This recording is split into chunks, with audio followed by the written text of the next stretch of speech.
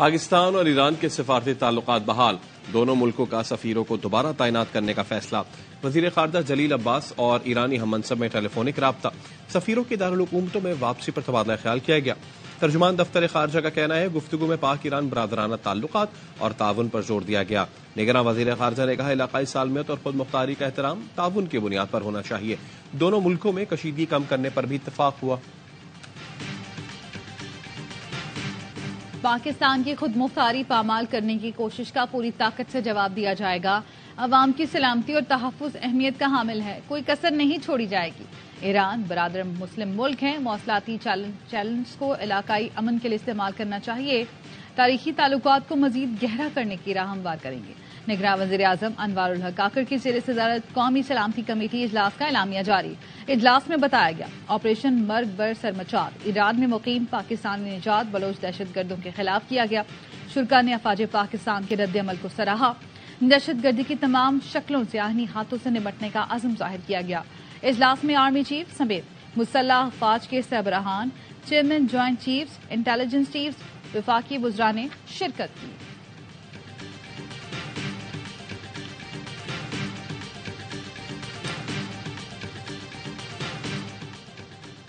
پاکستان ایران کی جانب سے تمام مثبت اقدامات کا خیر مقدم کرے گا۔ نگراں وزیر اعظم کی کابینہ اجلاس میں گفتگو۔ اعلامیے کے مطابق انوار الحق کاکڑ نے کہا پاکستان اور ایران برادر ملک ہیں، تاریخی تعلقات کا احترام ہے، دونوں کے مفاد میں ہے تعلقات بحال کرنے کے لیے اقدامات کریں۔ تمام ممالک بالخصوص ہمسایوں کے ساتھ تعاون پر مبنی تعلقات چاہتے ہیں۔ کابینہ نے پاک افواج کی پیشہ ورانہ مہارت کو سراہا۔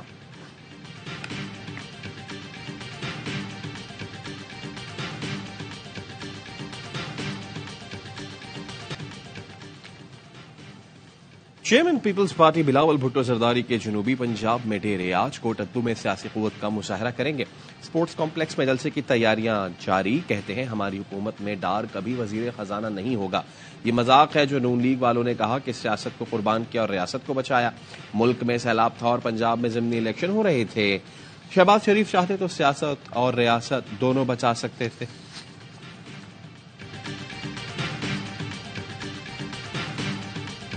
آج لیول پلینگ فیلڈ کرونا رو رہے ہیں، یہ انہوں نے ہم لوگوں کے اوپر دہشت گردی کے پرچے کیے ہیں۔ جو لانگ مارچ لے کر آئے اور 9 مئی کرے، ریاست پر حملہ کرے، ایک شخص جو ہے نہ وہ جواب دینا چاہتا ہے نہ وہ احتساب چاہتا ہے، اور ایروگنس اتنی ہے جب بھی عدالت سوال اور جواب کے لیے بلائے تو گریبان پر ہاتھ ڈالتا۔ آج لیول پلینگ فیلڈ کا رونا رونے والوں نے ہم پر دہشت گردی کے پرچے کاٹے، لانگ مارچ لے کر آئے، ریاست پر حملہ کیا۔ گھمنڈ اتنا ہے جب عدالت بلائے تو گریبان پر ہاتھ ڈالتے ہیں۔ لاڈلے اور لاڈلا بنانے والے خمیازہ بھگت رہے ہیں۔ مسلم لیگ نون کی رہنما مریم اورنگزیب کہتی ہیں سستی گیس، سستی بجلی، روزگار کی فراہمی اور مہنگائی سے چھٹکارے کا فارمولہ نواز شریف کے پاس ہے۔ استحکام پاکستان پارٹی سے سیاسی اتحاد کیا ہے، ٹکٹیں نہیں دی۔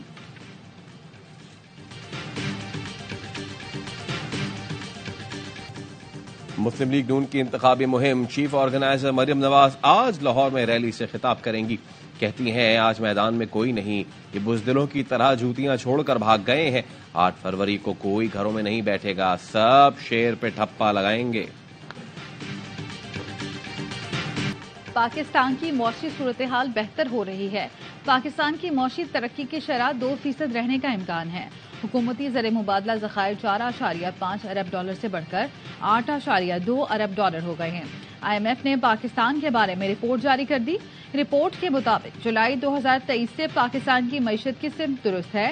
مئی 2023 میں پاکستان میں مہنگائی کی شرح 36% اور اکتوبر 2023 میں 26.8% تھی۔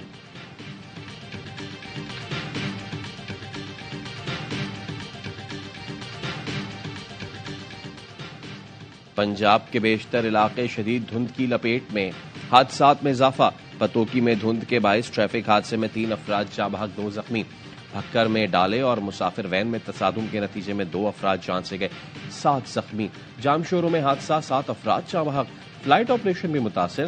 بلوچستان کے مختلف علاقوں میں گرج چمک کے ساتھ بارش۔ ملک میں سب سے کم درجہ حرارت اسکردو میں -10 ڈگری سینٹی گریڈ ریکارڈ کیا گیا۔ کراچی میں کم سے کم درجہ حرارت 14 ڈگری سینٹی گریڈ ریکارڈ۔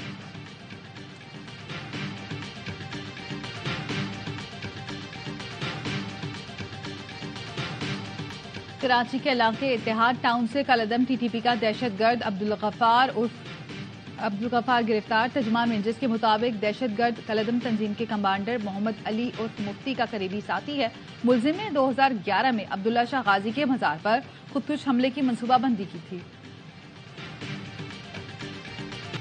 اور غزہ میں اسرائیلی بمباری، 24 گھنٹے میں 142 فلسطینی شہید، 277 سے زیادہ زخمی۔ غزہ میں غذائی قلت کا بحران شدت اختیار کر گیا۔ امریکی صدر جو بائیڈن کہتے ہیں فلسطینی ریاست کا قیام اب بھی ممکن ہے۔ موجودہ اسرائیلی حکومت کے ہوتے ہوئے بھی اسرائیل و فلسطین کے درمیان 2 ریاستی حل ممکن ہے۔ 2 ریاستی حل کے کئی صورتیں ہو سکتی ہیں۔ نیتن یاہو سے اس معاملے پر بات بھی کی ہے۔